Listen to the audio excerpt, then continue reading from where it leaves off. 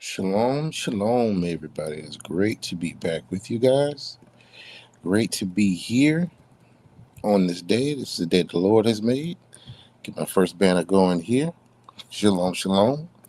So, I have officially finished a series. And this is such a huge milestone because this series has been all about spiritual warfare. Okay? And it has been feeding me so good as far as learning a deeper connection with the Father and also being able to teach. Since I started this YouTube channel back in 2020, the morning of my accident, I did my very first video. And within that first year, I started watching a man some of you guys have heard over the years in my videos. I've made many references to him. If you watch the Spiritual Warfare playlist, you've seen him. His name is Kevin L.A. Ewing. Now he has added Pastor Kevin L.A. Ewing to his name, but the knowledge and a deeper understanding of spiritual warfare still feeds many, many people. And as I used to watch him, and he has a powerful, powerful series that he did on Church Mafia. That was the very first book I bought because of that man. And the moment I bought it, it spoke exactly to what I was going through at the time. I've done videos on that years ago in the past, not only so that it's captured, but so that it is set in stone. That not only can you read it in this book, but you can go here on this channel and get the very testimony of these things. But there's also another series that he mentioned in his videos. And from the moment I picked up the first book, I have to say that I was hooked. And to my knowledge and to my understanding, in this series, there's only 4 books. Now, it doesn't mean that the author hasn't written more books. It doesn't mean that they haven't done more information. But in this particular series I'm talking about that I've just finished, after all this time, there's 4 books. I'm going to bring up a picture of them. Okay. Now, these 4 books right here. So, back when I started watching Kevin L.A. Ewing, the very first book I picked up without hesitation, not because I felt led to, but simply because the Father was telling me to. And the moment I picked it up, it prepared me for what was coming. And that very first book is He Came to Set the Captives Free. Very first book that got me started on this journey.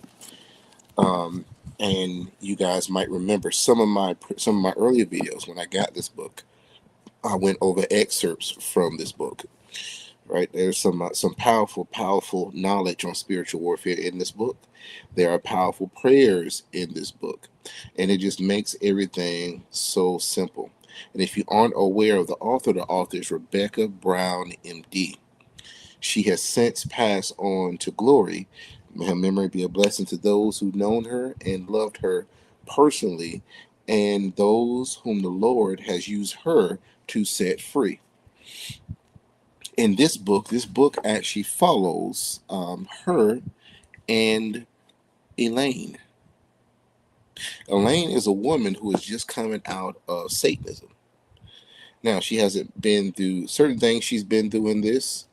As you go throughout the series, you learn different things about witchcraft and the inner workings of covens and how they move and how they operate. But nonetheless, this book is what got me started. He came to set the captives free, and it prepared me for what was coming. And at each step that the Father told me to get these things, I wasn't led. I was straight told to. It's like, yo, you need to get this because of what's coming. But I didn't understand it until then. I was just obedient, and I got each of these as I could. So I got He Came to Set the Captives Free under the recommendation of Kevin L.A. Ewing. And when he read it, he said he could not put the book down. When I read it, I could not. I too could not put the book down. Um, it was a lot of great information, and it still is something that you want. I recommend everybody have it in their collection. Now, book two that I picked up was the Prepare for War series, the Prepare for War book, right? Which is this second one right here, Prepare for War. Again, something else that is very powerful. This book is preparing you for spiritual warfare. Now, what this book contains is many, many good prayers, breakdowns, and understandings of how the kingdom of darkness operates in the spirit realm. And it also reinforces how important it is for you to take captive the thoughts of the enemy, right? When you're driving down the highway, and all of a sudden you're thinking about running off, just driving off the road. That is a thought that the enemy is trying to put in you. If you do not cast that thought down, what you should have learned on this channel over the years is that when you allow these thoughts to stand, these thoughts come into your mind, that the enemy is trying to put into your mind, and it goes into your heart. And then it becomes action, or it becomes something that you speak. Remember, life and death is in the power of the tongue. Those that love it, speak it. All right? From the book of Proverbs. So Prepare for War is another powerful book because it goes much more in depth of the inner workings that goes on in the spirit, or better yet, how the enemy is moving through the spirit, and how the Holy Spirit has revealed unto her these things so that she can actually teach us. She can teach us. This book is a blessing to us who are in spiritual warfare. That's why it's called Prepare for War. So another one I recommend picking up. The next one I picked up is Unbroken Curses, and there's another one I picked up with this as well. I have to go back through my Amazon cart, but it's a book that's just talking about altars. But I did the series on that, and that playlist is here on this channel. The next book I picked up is right here, Unbroken Curses. This was another massively knowledge-filled book. The information in this book helped me. Again, this is the Father telling me to get these things. I'm not questioning it, of course, because reading is fun to mental. It is fun for your mind. So in reading this one, naturally, this one talks about curses. Altars definitely enter into this one, Unbroken Curses. But it's amazing how detailed these books go in. And what I love about these books is how it ties it back in with the very scripture that we read. So while you're reading these books, you're also feeding your spirit. And you cannot get no better than that. You can't get no better than that, to be honest with you. Obviously it speaks about Satan's kingdom, dealing with the thief. And the amazing thing about the Unbroken Curses book is that it goes into not only idolatry, but it goes into how the agents of the kingdom of darkness will mark territory. Okay, their territory is usually marked nowadays with what we call graffiti. Okay, over the years, I've spoken about this book and done excerpts from this one as well, and done teachings on this. With ritualistic curses. Okay, territorial rights violations. I've broken this stuff down based off the information from this particular book, because this is what we need in this day and time to properly operate in our full capacity when it comes to spiritual warfare. And this has been a great book along with the other two. Now, I finally finished the fourth one, Becoming a Vessel of Honor. And wow. I love that she doesn't waste time in becoming a vessel of honor by regurgitating whole chapters that she's done in the other two books. I absolutely love that she didn't waste time. She said, hey, go get my book. Go get this book. Go get this book. Luckily, I already had the other three, and I had already read the other three. But this one was the one that I was waiting for years. I was waiting to get this one, becoming a vessel honor and finishing up. And every time I've been able to get one of these books, it's come at the right time. And becoming a vessel of honor is no different. She goes a bit deeper into deliverance, spiritual warfare. She There's even an appendix in the back of the book, and she gets straight to the point. What are the satanic high days? And I'll go over some of them right now. The satanic high days are the prayers of Christians are effective. I've heard many stories from people coming out of Satanism about episodes of interrupted human sacrifices. It is not uncommon for a coven to be gathered around an altar to do a human sacrifice when suddenly a brilliant shaft of light comes down out of nowhere and lights up the whole altar and surrounding area.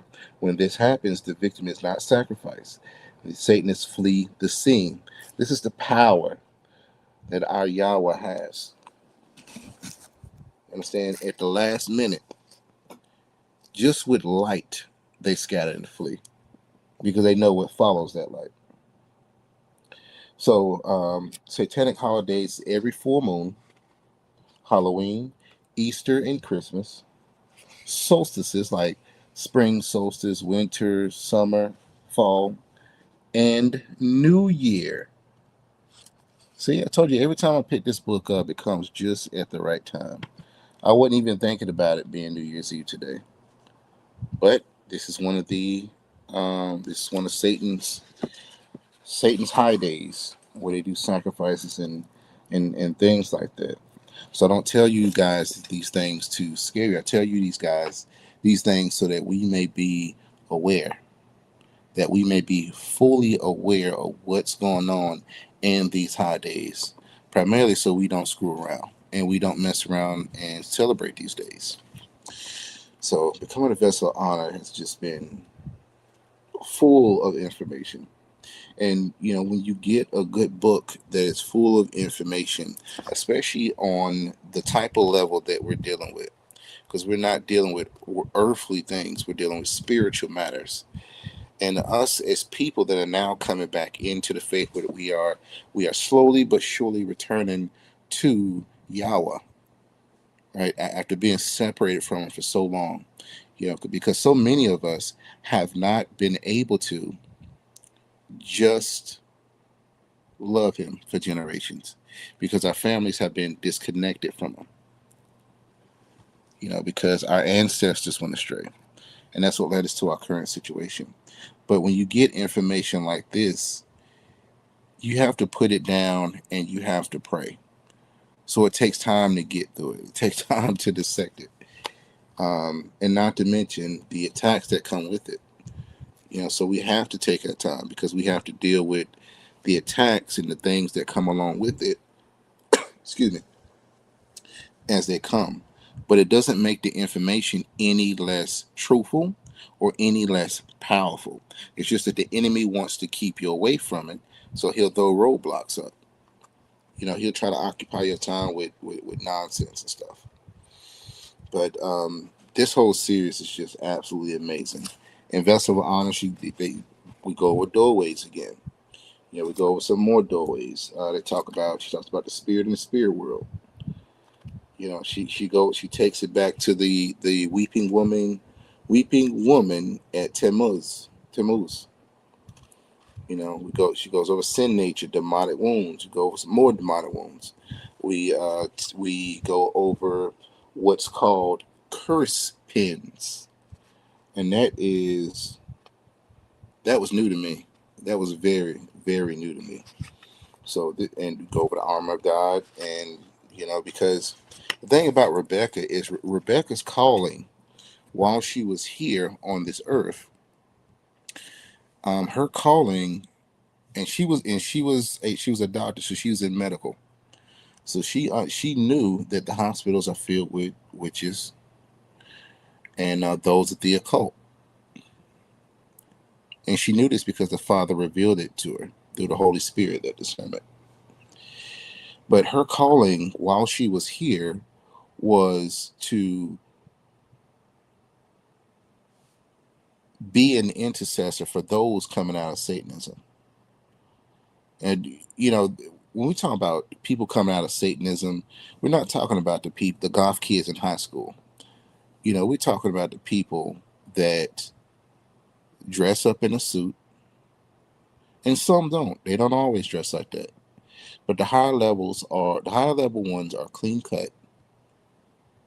You wouldn't even be able to tell the difference. But on days and nights like this, they're going out sacrificing. They've got a meeting at the quote unquote lodge. You understand? They're part of a fraternity. And they keep these meetings because if they don't, the demons that are above them, their master Satan, will punish them. So imagine that was her calling while she was here, to help people come out of that. And while all the while going out through these series, she changed the name of the people that she helped in order to protect them. And a lot of these stories are from 40 some odd years ago, 1980s. But it's still prominent today because there are people that are still going through this. And there are doorways that we enter into that we're not privy to. Things like this should be taught in not only the synagogues, but the modern day churches. Every denomination should be speaking on these things.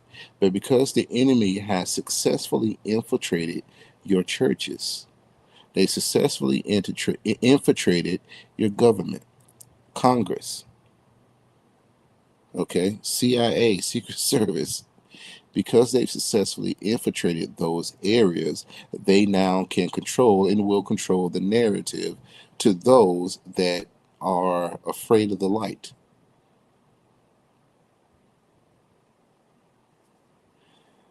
So this information, like I say, is things that we 100% need. As followers of Yeshua, we need this. And we must have it. So if you have not picked up any of these books, I highly recommend that you pick them up. I would suggest you start with He Came to Set the Captives Free, then go to Prepare for War, then go to Unbroken Curses, then go to Becoming a Vessel of Honor. Because this series is not just worth it. It is exactly what you need to pick up your sword and your shield and understand, I'll say this. You don't need cliche sayings. You don't need cliche sayings. Let me ask you this. How many people do you know, every time they're going through something, they say, well, God gives his toughest battles to his greatest warriors? But there's no scriptural basis for that. How many times have you heard, next year going to be my year?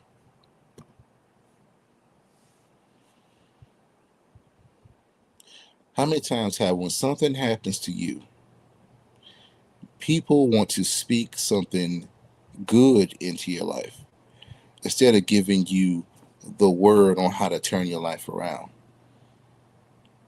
which is just by keeping the commandments? That is it. Keep the commandments and statutes of the Most High. Know that if they hate you, they hated Yeshua first. If you love him, and everybody and their mama love him, you will keep my commandments. But everybody and their mama love him, but they don't keep his commandments. They don't even know his commandments. And when you try to tell them that, hey, this is the day that the Lord has made, this is the holy day that he has set apart, they're like they can't hear it because darkness is in them. There is no light in them. That's why they can't hear that, hey, today is a holy day. That's why they can't hear that, hey, these are the feast days. But throughout this series, things like that are revealed. Things like this about, how the enemy's moving, how these spirits work, different types of names of demons. Not that you need to, call them out or have a conversation with them, but just to rebuke them. So if you guys get a chance, pick up these 4 books and get your journey started with this series right here. Broaden your understanding with this series.